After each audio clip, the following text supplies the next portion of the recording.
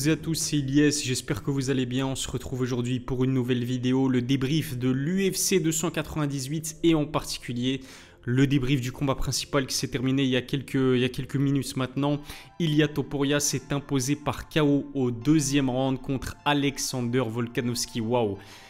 Franchement choqué, en fait le MMA c'est un sport qui est plutôt impitoyable. On va pas se mentir, c'est un sport où la moindre erreur, le moindre relâchement, la moindre perte de vitesse, elle est punie, mais vraiment de manière très brutale. Un petit peu plus tôt, avant ce combat principal, on a eu droit à un Merab Dvalishvili contre Henry Cejudo.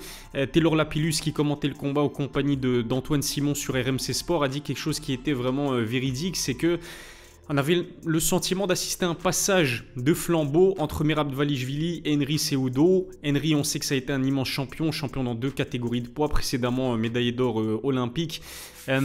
Mais face à Merab Dvalishvili, on a senti que c'était plus le Henry Cejudo d'avant, et face à un Merab qui est beaucoup plus frais, beaucoup plus jeune, aussi beaucoup plus en jambes, beaucoup plus actif que lui, il s'est fait rouler dessus, en tout cas dans les 2 derniers rounds du combat. Et j'ai pas envie de dire que c'était un passage de flambeau entre Ilia Topuria et Alexander Volkanovski, mais en tout cas ce qui est sûr c'est que Volkanovski n'est plus le même depuis le KO qu'il a subi des mains, ou plutôt du pied d'Islam Makhachev. Volkanovski, immense champion dans cette catégorie des poids plumes, certainement l'un des plus grands, si ce n'est le plus grand champion chez les moins de 66 kg dans l'histoire de l'UFC. Depuis 2016, depuis sa signature à l'UFC, il n'avait pas subi la moindre défaite dans sa catégorie de prédilection. Et ce soir, face à Ilia Topuria, il a pris le premier revers de sa carrière dans cette division de poids. Et de quelle manière? KO retentissant de la part du Géorgien d'origine. Premier round d'observation entre les deux combattants. J'ai trouvé qu'Ilia Topuria, en fait j'hésitais, je ne savais pas s'il était emprunté ou s'il était patient. Au final, au vu du deuxième round et au vu de la façon avec laquelle le combat s'est terminé, c'était plus de la patience vraiment que de l'hésitation. Il a pris son temps d'analyser Volkanovski, il a pris son temps d'analyser aussi la distance qu'imposait Volkanovski. Volka, hormis le fait de toucher de temps en temps via des low kicks la jambe d'Ilia Topuria, de connecter de temps en temps via son jab, premier round timide, mais à l'avantage quand même du champion en titre à l'époque. Deuxième round, Ilia Topuria en fait, il s'est montré patient parce qu'il était conscient de la puissance phénoménale qu'il possède. C'est un combattant qui évolue chez moins 66 kg, mais qui cogne comme s'il faisait partie, comme s'il évoluait en tant que moins 77. J'ai vraiment l'impression qu'Ilia Topuria frappe extrêmement fort pour un combattant de ce gabarit-là. C'est incroyable, c'est un finisseur. 15 combats aujourd'hui, 15 victoires. 13 par finish, la majorité via soumission, mais là c'était son 5e KO ou TKO. Il a pressé Alexander Volkanovski, il l'a reculé pour que Volkanovski soit dos contre la cage, il l'a touché une première fois, il me semble que c'était avec son bras avant, ensuite bras arrière, mais ce qui a éteint Volkanovski c'était ce crochet du droit. Et ce qui est impressionnant c'est que dès le moment où Volkanovski se prend le crochet du droit d'Ilia Topuria alors qu'il est acculé contre la cage, il a fait dodo, il est resté inconscient. C'est un truc de malade ce que Ilia Topuria a réalisé. Et je vous le disais en début de ce débrief, c'est que vraiment le MMA c'est un sport qui est sans pitié, qui est impitoyable, parce que Volkanovski roulait sur sa catégorie. Il a battu 3 fois Max Holloway, il a défendu sa ceinture contre Brian Ortega, Corian Zombie, Yair Rodriguez, il me semble que j'oublie peut-être quelqu'un. Il a eu le malheur de monter en catégorie chez moins de 70 kg.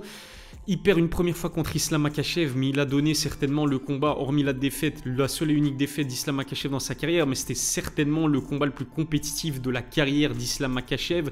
La fin du 5e round me traumatisera à jamais, voir Islam Makhachev sur le dos, en train d'essayer de résister tant bien que mal au grand endpoint de Volkanovski. Ça m'a... Ouais, non, franchement, ça m'a choqué. Encore aujourd'hui, ça m'a vraiment surpris de voir Volkanovski dans cette position-là, dans la catégorie au-dessus, contre un monstre comme Islam Makhachev. Le problème, c'est qu'ensuite au rematch, il se fait éteindre Alexander Volkanovski par un high kick du gauche de la part du Dagestanais. Et j'ai l'impression que le menton en fait de Volkan n'est plus le même. J'ai l'impression que son menton, il est entamé. Et est-ce que ce serait pas le début du déclin de Volkanovski qui, sur ses 4 derniers combats, il a encaissé quand même 3 défaites? C'est triste. Mais c'est la réalité, c'est la dure réalité du sport. Il faut dire que Volkanovski, il a quoi? Il a 35 ou 36 ans aujourd'hui. Attendez 2 secondes, je vais checker ça. Il me semble qu'il en a 35. Il a 35 ans aujourd'hui, 35 ans. Ça reste un âge relativement avancé.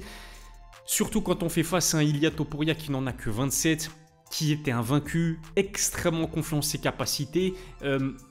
Qui a même osé dire que Josh Emmett était plus dangereux qu'Alexander Volkanovski. Et c'est vrai qu'avec du recul, il n'avait pas tort. Parce qu'un gars comme Josh Emmett, c'est un gars qui frappe très fort et qui peut vous punir à la moindre opportunité. La moindre erreur que vous faites contre un gars comme Josh Emmett, vous faites dodo, comme on l'a vu contre Bryce Mitchell notamment. Ilia Topuria disait que Volkanovski ne représentait pas tant de danger que ça. Et il n'avait pas tort. Et je dois vous dire que sur le peu de choses qu'on a vu de la part de Volkanovski sur ce combat... j'ai jamais eu le sentiment qu'il avait inquiété Ilia Topuria. Après, c'est vrai que c'était un 5 rounds, qu'on sait que Volkanovski, c'est un diesel. Il commence le combat tambour battant. Il commence le combat en prenant le temps d'analyser aussi son adversaire, la stratégie mise en place, les forces et les faiblesses. Et ensuite, il accélère à partir du 3e round. Malheureusement pour Volkanovski, eh bien, Ilia Topuria ne lui a pas laissé l'opportunité de dérouler sa stratégie, de dérouler son game et d'aller dans les championship rounds. Parce qu'on ne sait toujours pas ce que donne vraiment le cardio d'Ilia Topuria sur un 5 rounds, même si vous allez me dire que si, puisque à son dernier combat, on l'a vu contre Josh Emmett. Mais avec un gars... comme Volkanovski qui a un tel cardio, qui met généralement une telle pression, qui dicte le tempo des combats, je pense que ça aurait été une autre paire de manches. Ilia Topuria, avant le combat, qui se permet de toucher la ceinture de Volkanovski, de même lui dérober sa ceinture en conférence de presse, c'est une chose que de nombreux combattants n'auraient jamais pu faire. Pourquoi? Parce que c'est des combattants qui sont superstitieux. Et même dans d'autres sports, que ce soit, je sais pas moi, au football par exemple, c'est connu, il ne faut pas toucher le trophée avant d'avoir joué la finale parce que ça pourrait porter malheur. Ilia Topuria, il s'en fout complètement. Il a dit que ce n'était pas un combattant comme les autres et il s'est permis le luxe d'aller toucher, de poser avec la ceinture de Volkanovski pour les photos. Ça en dit long sur son mental. Parcours sans faute. 15 combats, 15 victoires. Encore une fois, il est invaincu. Mais au-delà de ces 15 combats, 15 victoires, c'est la façon avec laquelle il remporte la majorité de ses combats, moi qui m'impressionne. Franchement, 13 finishes, la majorité par soumission, les autres par KO TKO. Il est complet, il est extrêmement puissant, il a vraiment des points en acier, surtout pour un moins de 66 kg. En fait, c'est une star en devenir. On sait qu'il avait envie de ramener l'UFC en Espagne pour un premier événement en Espagne. Mais c'est ce qui va se passer puisqu'aujourd'hui, il est champion des poids plumes. Il met un terme au règne incroyable d'Alexander Volkanovski. Le seul bémol que je mets du côté d'Ilia Topuria, et c'est un bémol que je ne connaissais pas en fait et que j'ai mis durant cette Fight Week, c'est que je trouve qu'il en a fait trop. En fait, je pense que les comparaisons avec Conor McGregor lui sont montées à la tête. Bon, on sait que comme de nombreux combattants, il est fan absolu de Conor. Comment ne pas être fan du Notorious quand on aime le MMA et surtout quand on est un combattant de MMA, parce que Conor, qu'on l'aime ou qu'on le déteste, il a changé le game du MMA à tout jamais. Il est arrivé avec sa confiance, sa personnalité, son striking. Il a plié le game, double champion UFC. Bref, Conor est une véritable légende vivante et une icône des sports de combat et du MMA en particulier. Donc logique de voir certains combattants comme Ilia Topuria prendre exemple de Conor. Sauf que encore une fois, les comparaisons, elles lui sont peut-être montées à la tête parce que comme Conor, il est passé par le Cage Warriors. Comme Conor, il a une sorte de tatouage de, je sais pas, je pense que c'est un tigre sur le torse, alors qu'il me semble que Conor c'est un gorille sur le torse. Puis il y a le tatouage dans le dos. Je vous mettrai peut-être les photos pour que vous voyez ce que je veux dire, parce que certains vont peut-être croire que j'exagère un petit peu. Pareil pour le fait d'aller dérober la ceinture de Volkanovski pendant la conférence de presse et l'exhiber comme ça aux yeux de tous, comme Conor l'avait fait contre José Aldo. Il me semble que c'était lors de la conférence de presse en Irlande. J'ai juste envie de dire quelque chose à Ilia Topuria. Sois toi-même, s'il te plaît, Ilia. Ne fais pas comme Ian Gary, ne fais pas comme d'autres personnes qui essaient de copier Conor McGregor dans son trash talk, dans son style, etc. pour prendre un billet supplémentaire. Non, sois toi-même. Franchement, il a un style plaisant à voir. Ilia Topuria, encore une fois, il est complet. Sportivement parlant, c'est un problème. Honnêtement, c'est un problème, Ilia Topuria dans cette catégorie. Et en plus de cela, il est spectaculaire, il est divertissant. Je ne serais pas étonné d'apprendre que Dana White, il est super content de ce résultat.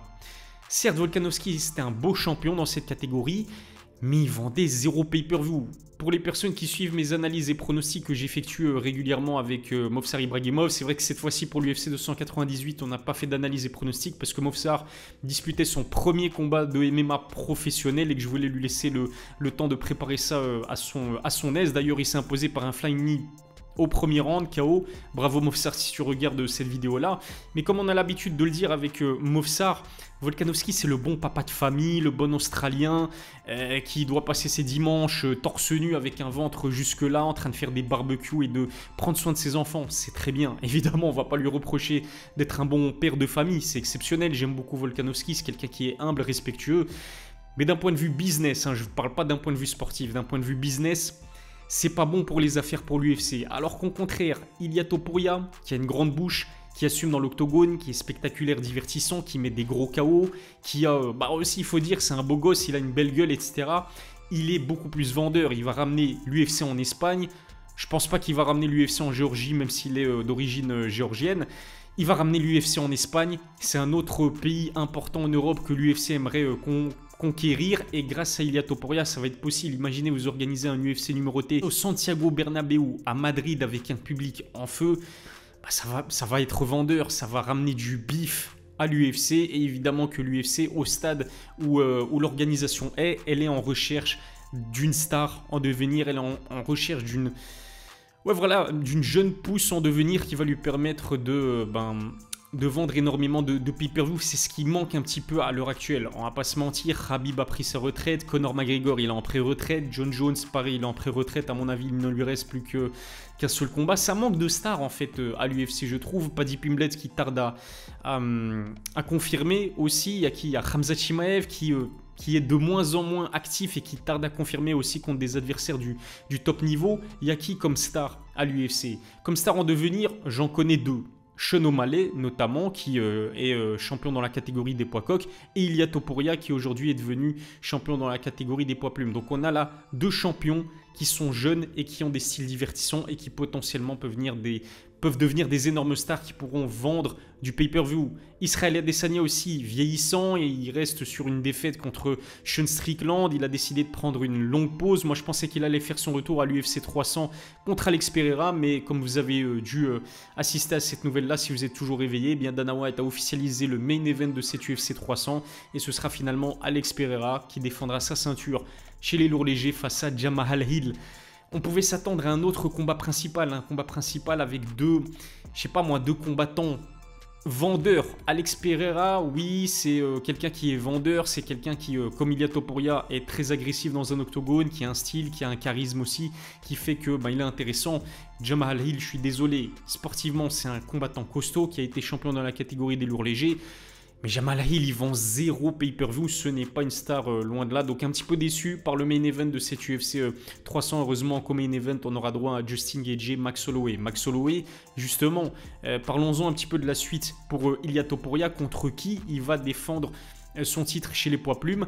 Peut-être Yair Rodriguez, même si Yair Rodriguez, c'est vrai, il s'est fait fumer par Alexander Volkanovski à son précédent combat. Est-ce qu'on offre un rematch immédiat à Volkanovski qui reste sur 3 défaites sur ses 4 derniers combats, même si là c'était sa première défaite chez les poids plumes. On l'a entendu dire qu'il voulait obtenir une revanche à l'UFC en Espagne. C'est vrai que ça pourrait peut-être être intéressant, mais Max Holloway, imaginons que Max Holloway gagne contre Justin Gaethje, prend la ceinture BMF, décide de descendre en catégorie, retourner dans sa catégorie de prédilection pour reprendre une nouvelle fois, reconquérir son titre contre Ilia Topuria, ça pourrait avoir vraiment de la gueule. En ce qui concerne les autres combats, pour Robert Whittaker qui est revenu, qui a renoué avec la victoire après une très très belle guerre contre Paulo Costa. C'est vrai que Paulo Costa, on l'avait rarement vu aussi stratégique, aussi intelligent dans son game, dans cette opposition. C'était vraiment un Paulo Costa 2.0 qui était beaucoup plus mesuré aussi, j'ai envie de dire, dans son striking, qui choisissait mieux ses coups, mais ça n'a pas suffi contre la précision, l'intelligence et la vivacité de Robert Whittaker, même si l'Australien, fin de premier round, il a eu chaud parce qu'il s'est pris un coup de pied retourné plein pot de la part de Paulo Costa. Il a titubé, mais heureusement pour lui, il a été sauvé par le gong. Peut-être qu'on aura droit un Dricus du Plessis, Robert Whittaker, même si je pense que d'un point de vue sportif comme d'un point de vue financier, organiser un Dricus du Plessis contre Israël Adesanya, ça pourrait être la meilleure des choses. Au-delà de ça, Merab Dvalishvili qui a roulé en quelque sorte sur Henry Cejudo, en tout cas dans les 2 derniers rounds, et qui ressort vainqueur à la décision unanime face à la légende qui est Henry Cejudo. Mais je trouve qu'il y a vraiment un déclin physique du côté d'Henry. Plus du tout actif, il a un certain âge aujourd'hui, il a plus de 35 ans il me semble. Pour moi, Henry, il a eu une très grande carrière et il devrait peut-être songer à raccrocher les gants. C'est une 2e défaite consécutive après avoir trébuché face à Aljamain Sterling. Alors même si effectivement Merab, il met une grosse pression, il a un cardio de fou. Voir Henry Cejudo fatigué dès le 2e round après avoir dominé la première reprise, moi je trouve que ça fait tâche et que peut-être qu'il est venu le temps pour Henry Cejudo de mettre un terme à son immense carrière. Je ne pense pas avoir oublié quelque chose. Si Ian Gary contre Geoff Neal, je me suis ennuyé à mourir, c'était nul. Je suis désolé de le dire, il était absolument nul ce combat. Ian Gary qui a passé son temps à reculer, qui a contré comme il le pouvait, enfin quand il le voulait plutôt, Geoff Neal qui n'a pas pris énormément de risques.